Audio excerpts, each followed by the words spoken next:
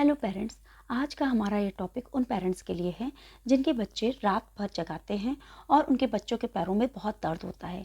ये दर्द इतना असहनीय होता है कि पेरेंट्स कभी कभी घबरा जाते हैं कि आखिर उनके बच्चों को कोई खास बीमारी तो नहीं है, कोई गंभीर बीमारी तो नहीं है।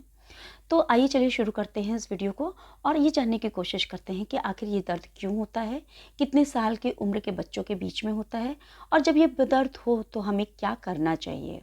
ये जो पेन होता है इसको ग्रोइंग पेन के नाम से जाना जाता है। साइंस में इसको टर्म दिया गया है ग्रोइंग पेन। हालांकि ये जो पेन है ये 3 साल से लेकर के 12 साल तक के बच्चों के बीच में पाया जाता है। ये ये जो पेन है ये दिन में नहीं रहता है। ये पेन जो होता है बेसिकली शाम से उठता है और शाम के और रात तक की शायद ये इतना ज़्यादा बढ़ जाता है कि बच्चे रोने भी लगते हैं। कभी कभी रात में सोते सोते भी बच्चा रोने लग जाता है कि उसके पैरों में बहुत तेज़ दर्द होता है। ये पेन लगातार नहीं बना रहता है, ये 2 से 4 दिन तक की रहता है, उसके बाद अपने आप चला जाता है। आखिर ये पेन होता क्यों है?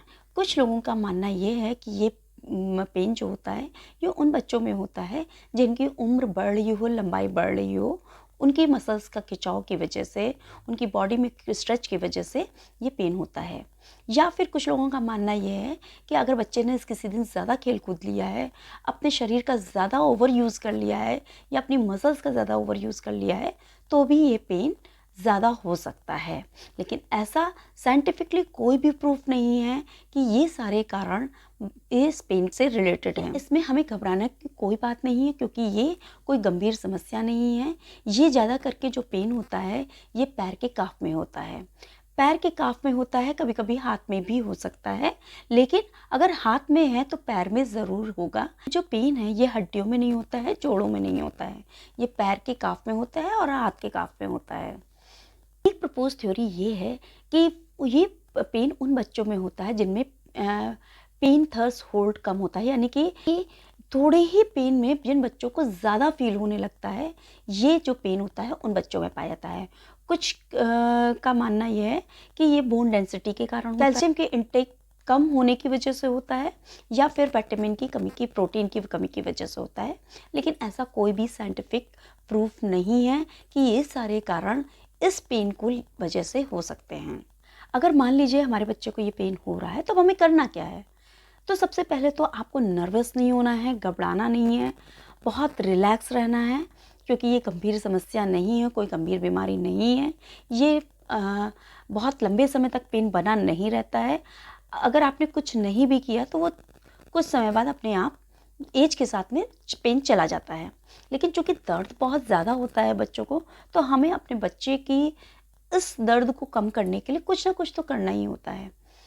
तो सबसे पहले तो देखिए, जो मेरा भी मानना है कि मसाज, एक ल्यूकवार्म ऑयल से आप मसाज दे सकते हैं। ये मसाज उसकी जहाँ पर ये पेन हो रहा है वहाँ पर लगा सकते हैं, तो जिसकी वजह से वहाँ की मसल्स थोड़ी ढीली पड़ेंगी और उसको रिलैक्स होगा।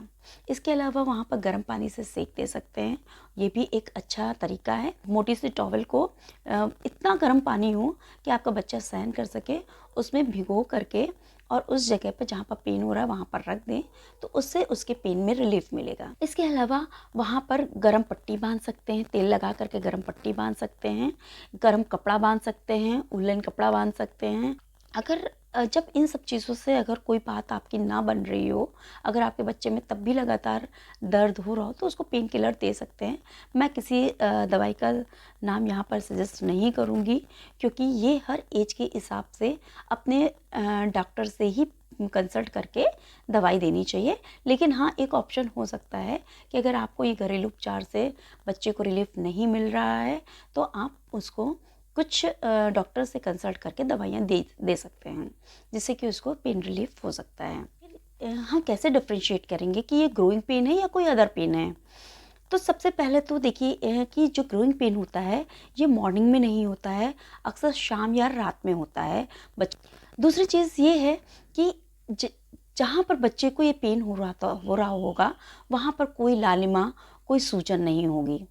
तीसरी चीज़ ये है, पेन जो है आता जाता रहता है, ये हमेशा बना नहीं रहता है, हफ्तों महीनों नहीं बना रहता है, ये कभी आता है कभी चला जाता है, बीच बीच में उठता रहता है।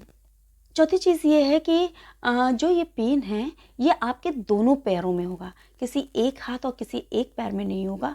जब भी होगा, ये दोनों पैरों में होगा। पाँचवीं चीज़ ये है कि इस पेन के होने के बाद आपके बच्चे के चलने में किसी भी प्रकार की कोई दिक्कत नहीं होगी, मतलब वो लंगड़ा के ना चल रहा हो। अगर कोई लंगड़ा के चल रहा है तो इसका मतलब कोई कुछ और समस्या हो सकती है, तो आप इसको डॉक्टर से चेकअप करवा सकते हैं। बाकी ये जो 5 मैंने रीज़न्स बताए हैं, अगर ये रीज़न्स हैं तो उनके आधार पर आप ये जान सकते हैं कि ये ग्रोइंग पेन है या अदर पेन है, तो उसके हिसाब से आप काम कर सकते हैं। वीडियो आपको पसंद आया हो तो प्लीज़ हमारे वीडियो को ज़्यादा से ज़्यादा शेयर कीजिए, और इसके अलावा हमारे चैनल को सब्सक्राइब भी कीजिए, जिससे कि आपको आगे भी इसी प्रकार की नॉलेजेबल इन्फॉर्मेशन मिलती रहे। Thank you so much.